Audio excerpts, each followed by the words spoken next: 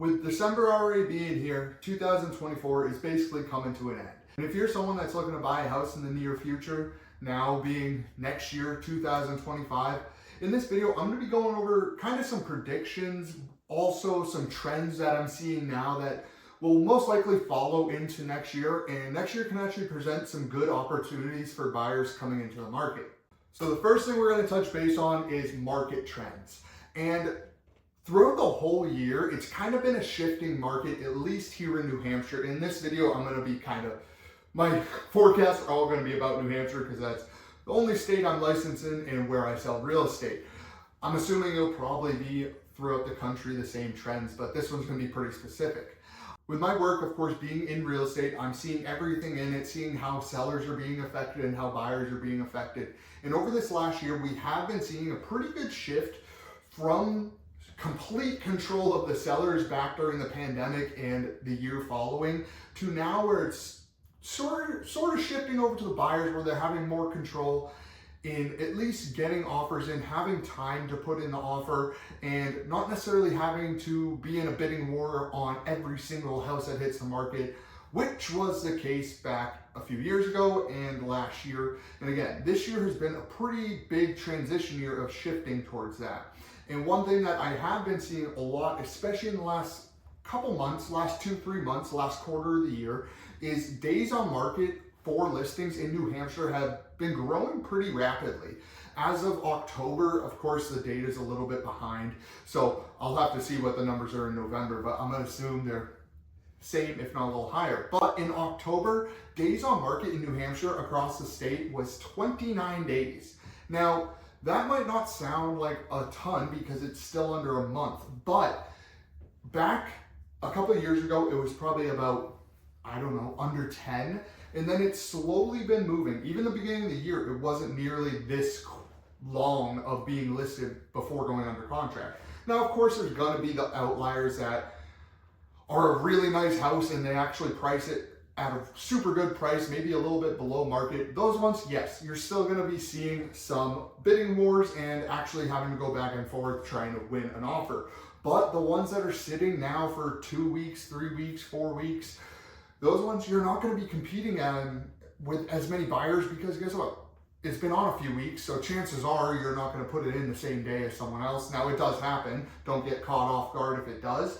But what I'm trying to get to is there's going to be more room for you as a buyer to go in, look at the property and get it for list price, get it below list price, have your offer accepted with the included contingency of inspections, which was not a thing a few years ago. So in 2025, I'm going to see this trend, or I'm thinking I'll see this trend continue where buyers are getting a little bit more control, houses are sitting on the market a little bit longer, and I think we're going to see some stabilization in the market where not everything's so frantic and you have to get out there in the first weekend or you don't even get a chance. Now again, there are outliers. And of course, with this trend of days on market growing is we are seeing an increase in inventory of sitting inventory, of course, the ones that we're not seeing a huge increase of new listings because right now we're in the last month of the year and holidays are upon us. We just had Thanksgiving,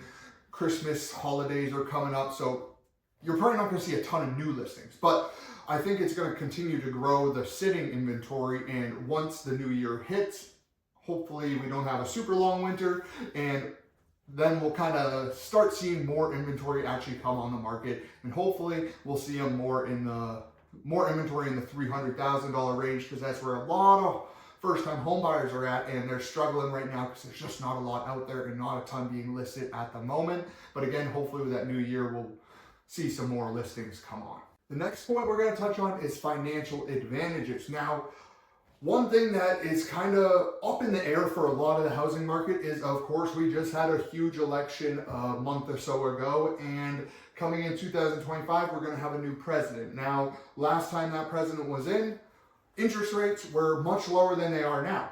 Is that the prediction? Not necessarily. A lot of people in NAR, National Association of Realtors, the president, Lawrence Young, is actually saying that 6%, high fives to mid sixes are going to kind of be the new normal for interest rates. Now, of course, this is all up in the air. It was an election year. We're going to see how that goes.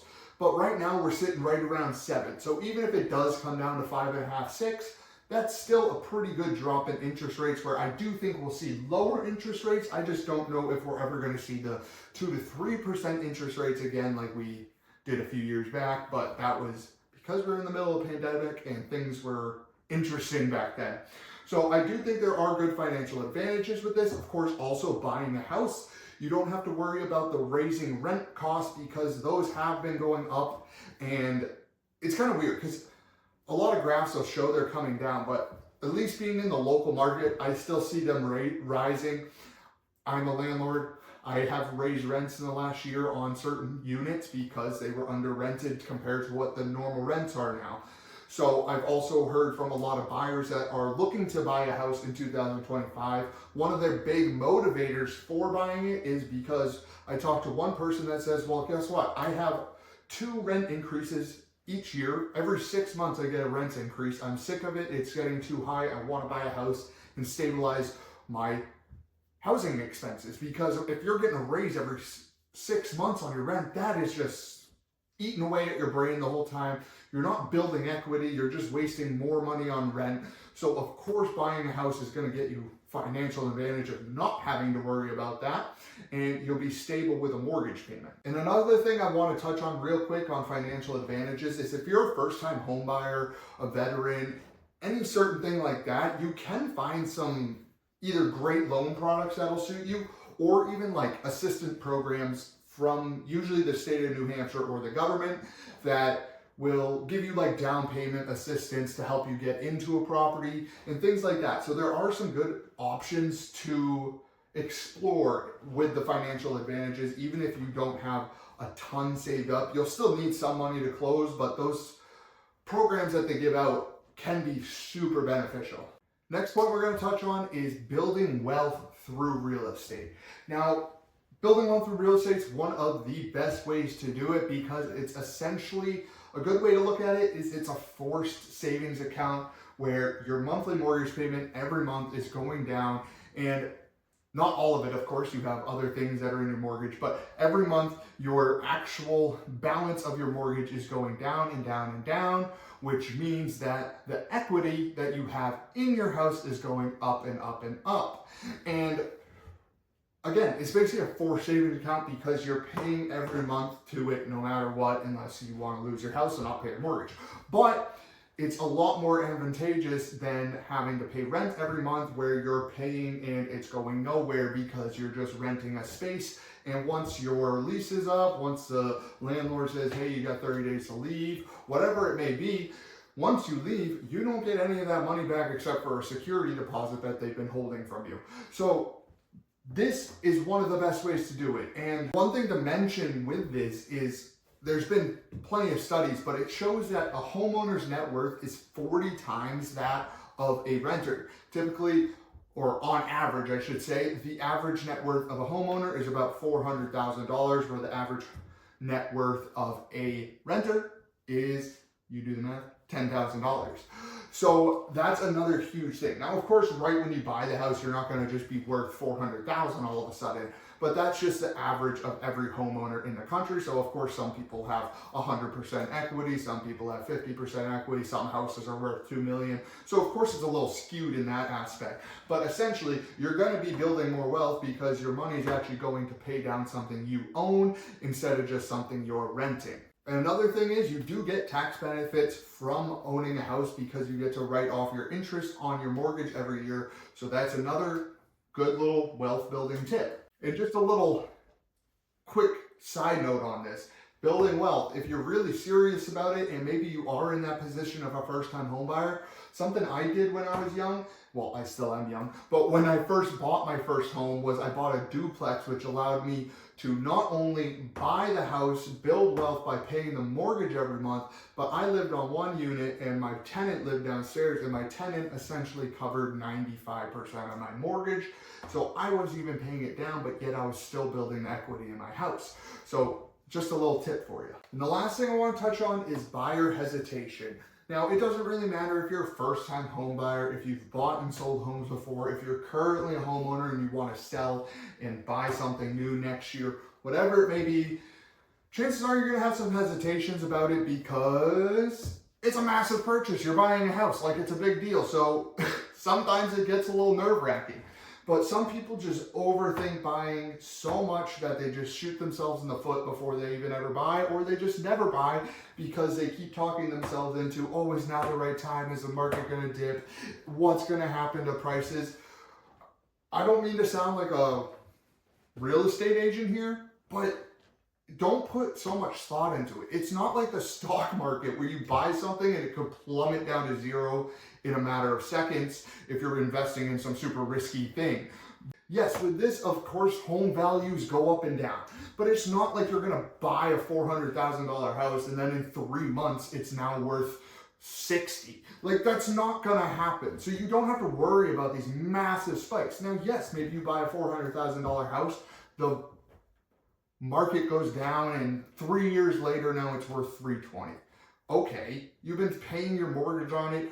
It's not like just because it's worth less, anything happens to you. You're still paying the same mortgage. Same thing if the market goes up. If you buy it at 400, 3 years later it's worth 475, you're not paying a mortgage for 475. You're still paying the mortgage you bought it at. So as long as you can afford that mortgage, you're happy with that mortgage payment, why are you overthinking it? Because if you have the money, you're gonna do it. It's a good investment. And you can see, yes, you have up and down. Every market cycle has up and downs and how it works. But over time, all real estate goes up. All real estate goes up. It's just the way it works. Not necessarily because real estate can be worth more. It's usually because the US dollar's plummeting, so you have to spend more to buy a house. That's really why. But you're always going to be better positioned typically buying over renting. Because again, you get a mortgage, it's at that payment. As long as you can cover that indefinitely, comfortably, you don't really have a ton to worry about. Now, if you're looking to buy and you're like, well, I'm only going to be in an area for 1.5 to 3 years, or I just want to buy for a year and then sell, that's more risky of a play. Real estate, again, it's especially building wealth here, real estate's a long play.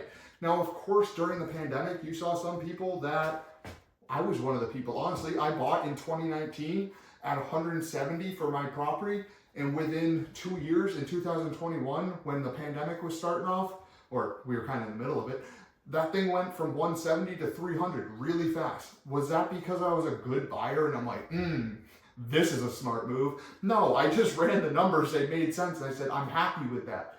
The market did what the market was gonna do. So that's where it's out of your control. Whatever happens, happens. As long as you're smart with your money, you know you can do it.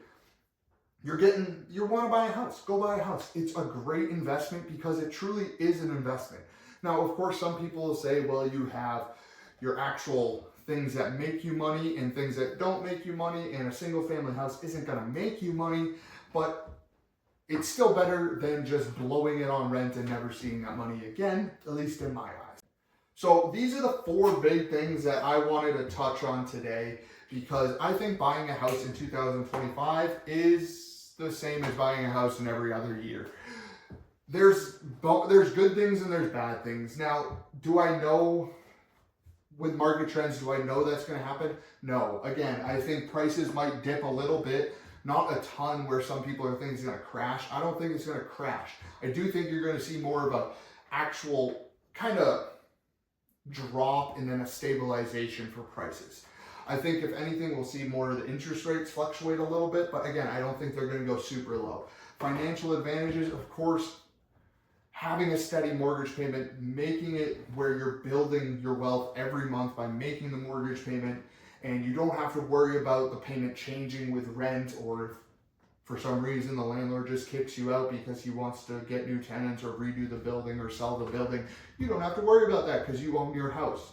Building wealth, again, you're forced to do it. And buyer hesitation, so many people just overthink it. It's a huge deal. It really is. If you want to look at other videos, just watch some of my playlists to get more comfortable with what you're actually going to be doing when buying a house, because it's a big deal, but it's a smart thing. And again, that's why a homeowner is 40 times greater with their net worth than a renter, because you're forcing savings. So I hope this video added a little bit something to you. I just wanted to make this because I know December's gonna be gone within a few weeks because this year flew by for me. I don't know about for you. And then we'll be here in 2025. If you're looking to reach out, I'm looking to help people buy. So I would be more than happy to answer your questions and work with you. And if this added value, hit that like and subscribe button and I'll catch you guys next week.